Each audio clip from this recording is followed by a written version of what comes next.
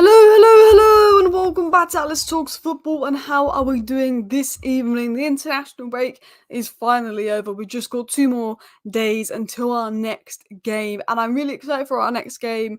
And hopefully, I don't regret being excited for our next game versus Southampton, because surely we win that game. I do not like 12:30 kickoffs after the international break, but surely we beat Southampton. We're going to talk about all the latest Manchester United news stories and more. Ratcliffe investing into United, investing in the new stadium, but forcing the Glazers out. Could we finally be rid of the Glazers? Ronaldo speaks out on Ten Hag. Garnacho likes some of Ronaldo's posts speaking out on Ten Hag.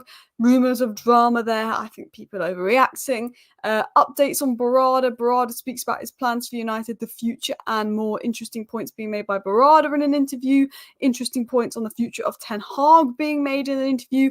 Ugarte speaks on that he's ready to play, and he's basically saying, Ten Hag, play me. I'm ready to play. The financial results have come out, and I think the reason there's a lot of news coming out, particularly when it comes to stakes, investments, getting the Glazers out, is because the financial results have been released. Lots of positives, a couple of negatives in there as well. So guys, if you have not already, please do go ahead and hit the like button. Really appreciate it. Let's go for 300 likes by the end of the live stream. And also do subscribe down below if you're new. We're 10 subscribers away from 92.8k, and we're on the road to 100k. So I'd love to hit 93k by the end of the week. But let's jump into the news. Let's jump into the stories. Big up everybody coming in. There's quite a few stories to talk about, and Garnacho does need to be careful of his social media activity. This isn't the first time, and I agree, and we will talk about that. But let's jump into the first story. Now, the first story just is on Ugarte before we really get into the juicy news. And Ugarte said this last month has been complicated because it was a difficult negotiation between PSG and United. Man United promised to take me, and now I'm going to have to prove it. He's obviously then talks about being keen to play for United, how he believes he's ready to play, wants to get stuck in, quite ready to play for Manchester United right now. So, obviously, Ten Hag in his silly presser or post-match reaction said, I'm not Harry Potter, Ugarte may take months. Ugarte's played pretty much, I think he played 80 minutes and then he played 90 minutes in the international break. Played well, looks more than ready to play. We've got Barnsley next week as well. That's a pretty easy fixture. We've got Barnsley on September 17th. So I think we're sort of in a position now where, Eric Ten Hag doesn't really have an excuse not to play Ugarte. He's proved he's ready. He's starting for Uruguay. And Ten Hag was saying it could take months to play Ugarte. And people are saying it's because he wanted to keep Casemiro and not sign Ugarte. And I tell you what, thank God Ineos are in, because I like McTominay as a professional. I like him as a person. But McTominay cannot play as a 6. Ugarte can play as a 6. We've already got about 10 players that can play in the attacking midfield role. We have about 4. But we only have Casemiro that can play as a 6 now. Amrabat's gone. If we'd had McTominay and Casemiro had been our only 6 throughout this whole season, we'd have been screwed. So, look, I like McTominay, good professional. I understand Ten Hag wanting someone that can come off the bench and make an impact. But Ineos were right to say, no, McTominay's out, Ugarte's in. Ten Hag would have had it the other way, Ugarte out, McTominay in. And, people are saying, could he be reluctant to play Ugarte? Well, the only thing is we can wait and see. We'll wait and see how he reacts to this. We'll wait and see what he does with Ugarte. But big up everybody in the chat, big up everybody in the community, as always. Should we talk about the news? Should we talk about the story? Should we talk about Glazerville? So, if you don't know, Manchester United's annual financial results came out today. United announced record 4-year revenues of 661.8 million. Net losses up to 113.2 million due to investment in new player and wages. One-off exceptional costs of 47.8 million, which include the strategic review. And obviously a $200 million cash injection by Ratcliffe with an extra $100 million for the end of 2024. So, we know that Ratcliffe is going to invest again in Manchester United. He invested $300 million and $200 million has already gone into the club. The question is, where did those $200 million go? Well, actually, we'll talk about that. So when Ratcliffe made his initial $200 million investment, that was going to be used for Old Trafford infrastructure. In fact, it's actually been used to repay the debt, a lot of it. The extra $100 million should go into the infrastructure, but he basically repaid most of the $120 million debt, which is what he shouldn't be doing because that is the Glazers' debt. And it's annoying that the Glazers are allowed to put their debt on United. But going back to the news, going back to the updates, going back to the stories about when it comes to United, it was said that Sir Jim Ratcliffe could put more equity into United to help fund the new stadium, leading him to taking a much bigger stake and diluting the Glazers' shares as a result. So we got this first report saying that Jim Ratcliffe could put more money into United, not just the 100 million he's going to put in before then in 2024, but he could make that 200 million or 300 million to one, dilute the Glazers' stake, and two, to help fund the new stadium. That's what's been spoken about a lot. It was said that Ratcliffe is expected to invest significantly in Manchester United, not only in the stadium, but also in acquiring a larger stake in the club. His long-term goal is to secure majority control and ultimately take over from the Glazers. And why may Ratcliffe be looking to take over from the Glazers? Why may Ratcliffe be looking for a bigger stake, a bigger share in United? Now, this was a report that came out a little while ago, but I want to talk about this. The Glazers, of course, retain the greatest shareholding and could, in theory, take back control at any point. Now, that is a concern. But for now, the relationship is being described as a harmonious one, whereby the family lend the entire operational control to Ratcliffe. And there is nothing more symbolic than claiming control of United's finances, meaning Ineos now has its own man handling approvals on player trading, contract renewals, on all the money going in and out of the club. There does not appear to be any Glazer-appointed stopgap to intervene on behalf of the majority owners. For the Glazers, it looks pretty sweet deal. If United return to success on the pitch, the value of the club and their shares will rise, while they don't have much of the blame if we do not. The blame will be targeted at Ratcliffe, who's paid 1.3 billion for the privilege. So Ratcliffe paid the Glazers 1.3 billion on top of another 300 million in investment to have control of Man United, but only a small stake. And they're saying, the Glazers can take back control because they're the majority shareholders. Ratcliffe and Ineos is in control for now. The Glazers aren't putting their paws on anything. They've sat back. They said, we need Man United to get back to the top. We need the club to increase in value again. We don't have the knowledge to get United back to the top. We're going to sit back and give them the finances. That's what the Glazers are saying.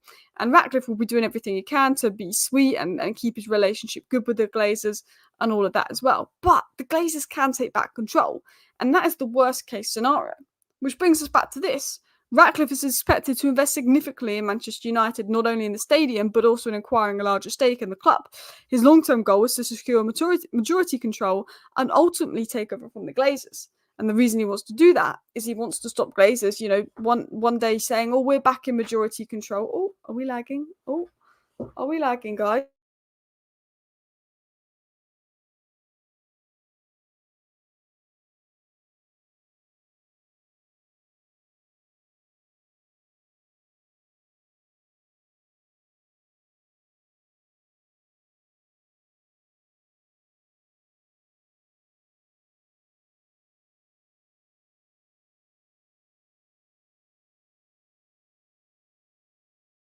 Can you see me? Can you hear me? I don't know if you could hear me or see me there. I don't know how long I was frozen for, and I do apologise, but we're back. I did freeze. I don't know if you could hear me when I was frozen, but we did freeze there. But Ratcliffe is expected to invest significantly in Manchester United, not only in the stadium, but also in acquiring a large stake in the club. His long-term goal is to secure majority control of United, and that is obvious. That is obviously because he doesn't want the Glazers to have any control. He doesn't want the Glazers to say, you know what, you've increased the value of Manchester United, you've put loads of money into United, increased the value, now we're in control now. You still have the 25% stake, but they take back control and then they run United to the ground again. Get United back to the top, they take control, they run United back to the ground again. That is, for me, the worst case scenario as well. And now we've gone out of focus. Okay, it's cleared up. It's cleared up as well. Ugarte has nothing to offer Man United. The earlier we understand this, the better for us. His mistakes will cost Manchester United a lot. Love the positivity. Now, that's sarcasm if you didn't know. Look, Ugarte. Does Ugarte come in and fix our issues? Not necessarily. Ugarte will improve us. I think Ugarte will eventually be a better upgrade on Casemiro, and I think Ugarte, Maino, Bruno is what I'd rather see than Casemiro, Maino, Bruno. Is Ugarte someone that comes in and I think transforms United? No. I think Ten Hag's tactics will still make it difficult for Ugarte to come in and really get the best out of him. Ugarte is a good player. I think within time he will be a good signing for United, but to make it work, Ten Hag's got to adapt to change his tactics. I think we needed 2 midfield signings to really change the midfield. We only got 1. I think a Mats Wiefer would have been my ideal candidate to change the midfield. But I think, for me, I don't know why as Alex said, why are we criticising new signings before they kick a ball? I'm not expecting Ugarte to come in and transform the midfield and us to look like a Premier League title winning side. I think Ugarte will come in and improve us like Maino came in versus Everton back in October, November when he came back from injury last year and improved us. I think Ugarte comes in like Maino does and improves us, but I don't think it's going to be a massive improvement until Ten Hag improves the structure, until Ten Hag improves the system as well.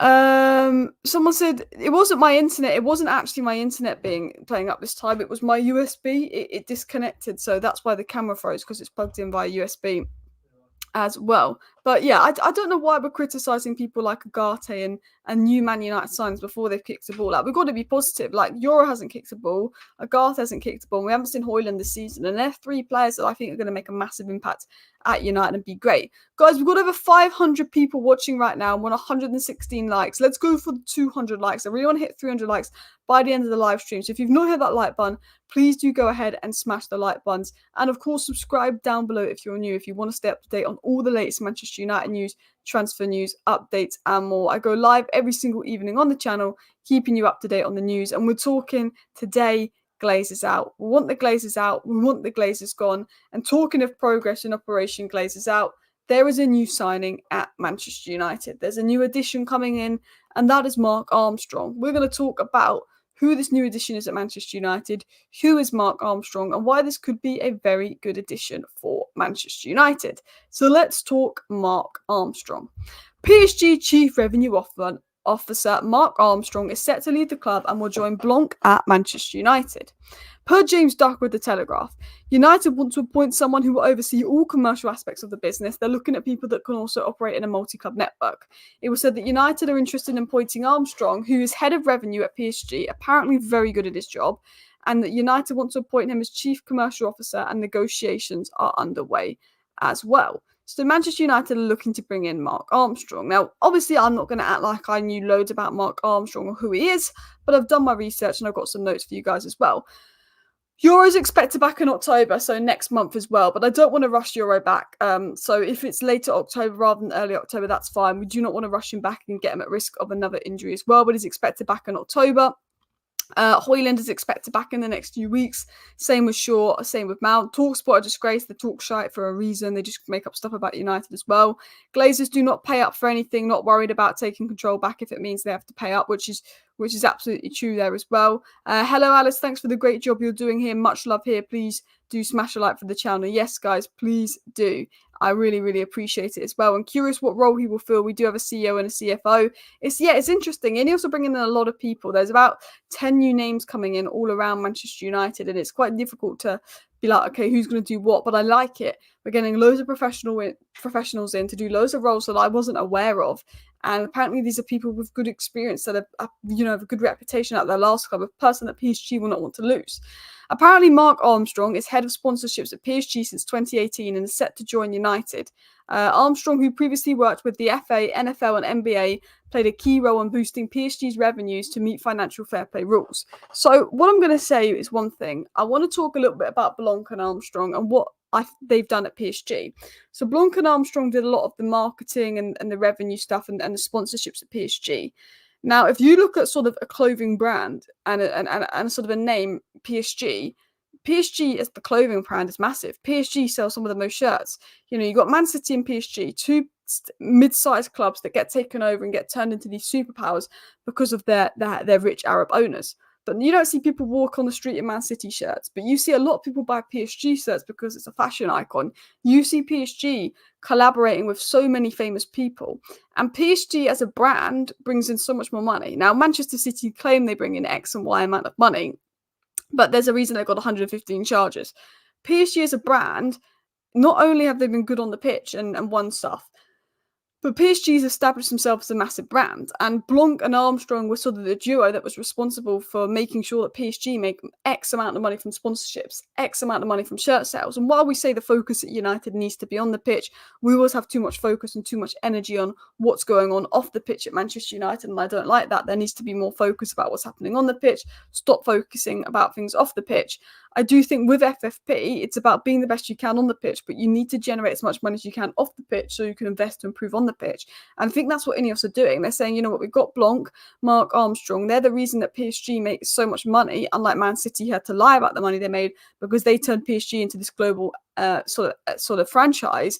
And, you know, while people won't like that, United, what they're essentially trying to do is it's not turning United into anything. It's not taking anything away from the footballing side, but it's saying, you know, we're going to make sure Man United sell even more shirts. We're going to make sure Man United make even more money through sponsors. So then we can invest this money into the first team to improve Manchester United even more, I think is what essentially is being said by that, which is quite exciting as well. Blanc connecting PSG with Jordan Brown was brilliant. Exactly. Like PSG have almost seen in a different light because of the connection with the Jordan Brand and because of the work that Blanc did as well. You know, PSG sort of have this almost fashion identity, which I think is really smart. And that's the reason that PSG bring in so much money that I don't think people realise how much money PSG and SCO generate. We could bring the amount of money in when Armstrong comes in, think we can invest more when he comes in. Yeah, I think the thing is, if Man United get back on track and Man United get back to winning again and playing well, Man United are going to make loads of money. If Man United have the smartest brains in the game to do the commercial and sponsorship side, because they are the biggest club when it comes to fan base, they have a crazy amount of money. So we're a massive club when it comes to fan base. If we can get better on the pitch and get the right people to deal with the commercial and sponsorship side of things, the two people that made PSG a powerhouse, when Man United get back to winning a league title, they'll be generating more money than any other team because of the success of the club, because of how big it is, that with FFP, they can continue to spend the most every year and stay on top. I think that is the central way of looking at it. And that is probably the long-term goal of Ineos, and eventually Operation Get the Glazers Out. And that's what we want to see. We want to see Man United get back to the top. We want to see Man United stay at the top, but we also want to see the Glazers out of the club as well. Success also brings money. PSG luckily spent heavily to get their status for years before strict FFP rules kicked in. Exactly. Success brings money, but also you need to manage yourself well to bring in even more money as well.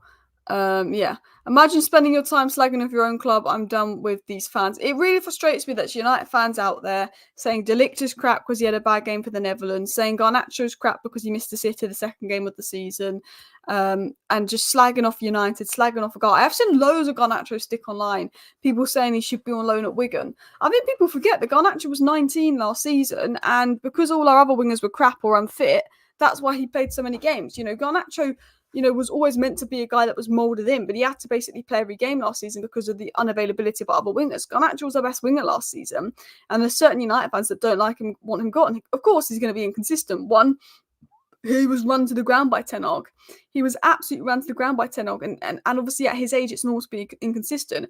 I think people forget that Garnacho got the second most goal contributions of any teenager in Europe's top 5 leagues. He got the most goal contributions out of all of our wingers. He works incredibly hard, and he's 20 years of age. And there's Man United fans absolutely giving Garnacho stick, saying he's not good enough. What? He's 20. If you look at you know, Vinicius Junior at 20, he wasn't that much better than, you know, Garnacho. And I'm not trying to overhype Garnacho here, but Vinicius Junior is 4 years older than Garnacho. Yeah. So we look at Vinicius Junior when he was at Real Madrid at age 20. So that would have been the 21. That would have been the 2021 season, yeah? Vinicius Junior, he managed 6 goals and 7 assists in 49 games. Vinicius Junior got 13 goal contributions in 49 games when he was Garnacho's age at Real Madrid, yeah? And, you know, everyone talks about Vinicius Junior now, favourite to win the Ballon d'Or. When Vinicius Junior was 20, he wasn't playing any better than Garnacho was at 20. Now, I'm not saying that Garnacho is going to be better than Vinny. And I'm not comparing Garnacho to Vinny, but Garnacho is less than 4, it's just under 4 years younger than Vinny. You know, they're both born in July. There's 4 years difference between Garnacho and Vinny. And if Vinny had played for United at age 20, the amount of stick he would have got by United fans. Garnacho in 47 games got 15 goal contributions. Vinny in 47 games got 13 goal contributions for Real Madrid. And Garnacho, and you've also got to think that Vinicius Junior at 20 came into a much better Real Madrid side and got less goal contributions. Garnacho came into a much worse Man United side where the tactics hung him out to dry and he had to do it all himself and make stuff out of nothing. So this whole, you know, Garnacho is not good enough, you know, he doesn't get the right numbers nonsense. It's annoying me, this constant stick around Garnacho. Yeah, there's elements of Garnacho's game he needs to improve. End product could be better. Decision making could be better. People are forgetting what Ronaldo was like at 20. Are we not going to talk about what Ronaldo was like at 20? I'm not saying that Garnacho is going to be better than Vinicius Jr. Vinicius Jr. is favourite to win the Ballon d'Or this year. But people thinking and sitting there because they've watched 2 games of Garnacho this season and weren't moved, saying he's not good enough for United, he's a Wigan-esque player, are crazy. He was our best winger last year. Anthony's Anthony. Rashford didn't perform and Ahmad didn't get a chance. Sancho effed off. Garnacho was our best winger last year. You look at where players have been at 19-20, and I think Garnacho was finally on track. I think he got run to the ground. And I just do not like this thing in this fan base where we get a young player in, we overhype him. Young player comes into United, overhype him, has a few bad games, he's shite, he was never good enough, let him go. No, you've got to understand that they will be good, they will be bad. Let's stop overhyping our young players. Then when they have a bad game, shitting on them. It is normal for young players to have a bad game, but also when they're put in this Manchester United system where the manager does not make it easy for the players and they are hung out to dry and they're scoring in the FA Cup final, put some respect on their name. Put some respect on their name. Next thing you know, if Maino has a couple more bad games, people will be trashing on Maino. Maino, Garnacho and Højlund are the future. Stop trashing them and let's respect that. I don't know why there's so much negativity and people writing off Garnacho already. This is the problem with this fan base, writing off young players, hyping them up and writing them off. Why don't we be patient? Why don't we understand it's part of the developmental process? I don't know. And a lot of people are just giving Garnacho stick. Look, Ahmad's brilliant. I think Ahmad naturally is a better player than Garnacho. But right now, why are we comparing Garnacho and Ahmad? We can play Garnacho on the left and Ahmad on the right. I'm not sure. But anyway, let's get back on track. Let's get back into the news as well. Guys, if you have not already, please do go ahead and hit that like button. And of course, subscribe down below if you're new. Yeah, so I just got sent a message. Manchester United are looking to do January business. We'll talk about that later on as well. But let's dive into what Berrada said. So Berrada has spoken out as, financial stuff has come out on Manchester United and their plans. Berrada said this: "We have strengthened our men's first team with 5 exciting players and put a new football leadership structure in place to provide greater support to our manager, Erik Ten Hag. Our clear objective is to bring the club back to the top of European football. Everyone within the club is aligned behind a clear strategy to deliver sustainable success to both on and off the pitch." So he's saying we strengthened our men's first team, 5 exciting players, there's a new leadership structure in place, we're going to support the manager, we're going to build the best possible environment around the manager, because we want to get back to the top of European football. We want everyone in this club to be aligned with the same goal of delivering success on and off the pitch. The key word, on the pitch. Dan Ashworth has done interviews. The goal is to make us better on the pitch. Ineos are doing interviews. The goal is to make us better on the pitch. Get United back to where they need to be on the pitch. Get United back to the best on the pitch. That is the goal. That is the long-term goal around United. And that's what we need to see at United, There's no patience anymore, shaking my head. It frustrates me, the lack of patience. It is a long-term project. Our players are incredibly young. This is an unsustainable club. Do you know what? I'm going to show you an example of something. Joshua Zirkzee, after Liverpool game, fans wrote him off. Less than a week later, scores and gets an assist for Holland. Fans say he's brilliant again. We have this thing as a fan base. We watch a game, they're finished. We watch a game, they're good. Tomine has this amazing game versus Leeds, and now he needs to start every game. Then he's crap for a few games. We need to stop reacting to what we see. We need to stop reacting. And I think we react so much. Maino has a bad game, he's not good enough. Garnacho has a bad game, he's not good enough. Garnacho has a brilliant game, he's a superstar, he's a Ballon d'Or winner. No. Let's look at the contents. Let's look at this over a year. And I think everybody's so reactionary. Everyone has so little patience that players need to develop. And I hate the pressure we put on our youngsters because we hype them up. And as soon as it goes bad, we shite on them as well. It's crazy how people want Garnacho rates class. Look, Sancho didn't want to play for us. Anthony's crap. But yet there's some United fans that want Garnacho out. I see United fans wanting Sancho to stay and Bruno gone. I know there's many United fans that say, I can't believe we're getting rid of Sancho. I can't believe we're getting out Sancho, but they would sell Bruno in a heartbeat. So you'd rather Sancho stay, even though he doesn't like the manager and he's been crap for 3 years, and play him in the 10 role than Bruno, because Bruno gives the ball away, even though Bruno is given everything for United. If Bruno had gone and Sancho had stayed and Sancho was on number 10, we would be 10 times worse. But some people convince themselves Bruno's the problem because he gives the ball away. There's elements of Bruno that's frustrating. But Sancho doesn't want to be here. Sancho doesn't try. Sancho fakes illness. Bruno's always available. Look at him for Portugal, he's our best player. But they're United fans. Now, I'd sell Garnacho. Oh, Sancho was the 10, sell Bruno. So you're telling me our 2 hardest working players last season, Garnacho and Bruno, you'd sell, but you want Sancho to stay? It makes no sense. It makes no sense. Now, people obviously annoyed at Garnacho for liking what Ronaldo said. And I don't think it's that deep. He needs to be careful with social media activity. He's liked things in the past, but I don't think it's that deep. So, what sort of did Ronaldo say as well? He spoke about United, Van Nistelrooy, Ten Hag. Look, Ronaldo obviously isn't the biggest fan of Ten Hag, and in Ronaldo's interview, that can be laid across. He said Manchester United need to rebuild everything. In my opinion, the coach says they cannot compete to win the league and UCL. United coach, you cannot say that you're not going to fight to win the league or Champions League. You have to be to mentally say, listen, maybe we don't have the potential, but I cannot say that. We're going to try. You have to try, is what he said. This is what he said on United. Ronaldo said Manchester United is still one of the best clubs in the world, but they need to change. They understand that this is only the way this is why they start to change again. The structure of the club, the president, the infrastructure, and everything. The owners of the club, they're investing in the training ground. So I'm happy because things are changing. I'm not happy the way it's all happening, but in the same way, we cannot control some points in our life, la di la. But this is what Garnacho liked. I believe the future will be bright for Manchester United. I believe, but they don't only depend on talent. It's more than that. It's a club. All not only players, it's a club, it's everything, it's a unit, you know. They have to rebuild from the bottom. If not, they cannot compete. It will be impossible. They can do good things. They can win the Carabao, yes, but I mean Champions League or Europa League or Premier League, difficult in my opinion. And I wish that I'm wrong, but it will be difficult. He said if Ten Hag listens to Ruud, maybe he can help Manchester United. I think he can help a lot because he knows the club and he knows the club, and the club should listen to guys who were there.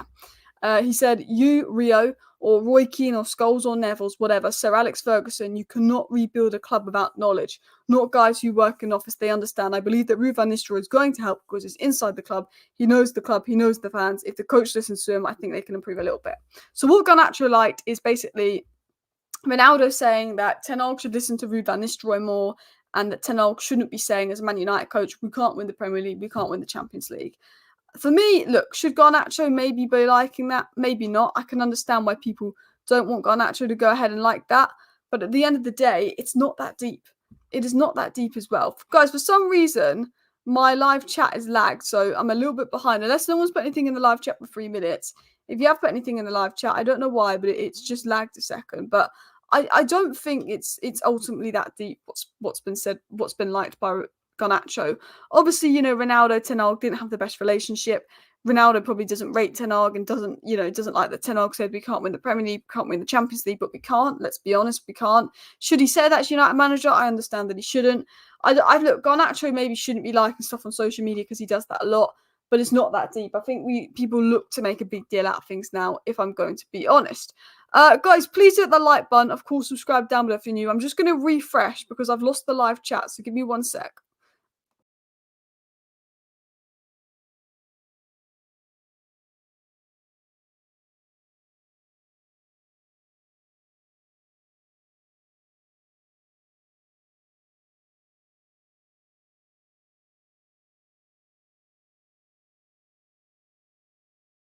Okay, I'm back. Oh, that's very big. I'm back. Yeah, I just lost the live chat a second there, guys. So that's why I wanted to come back because for some reason my live chat's not updating. Unless no one's commenting in it, I don't know. My live chat is just not updating, which is being really weird. So anyway, I'm just going to wrap up the live stream here because there's clearly some technical issues going on. But please hit the like button on the way out. I'm sorry that it's ended early, but my live chat just is not updating on my screen. It's completely frozen. So look, I'll be live tomorrow. I do apologize that I've had to cut the live stream short. I do apologize that the cameras got really close. Thank you for watching. Bye.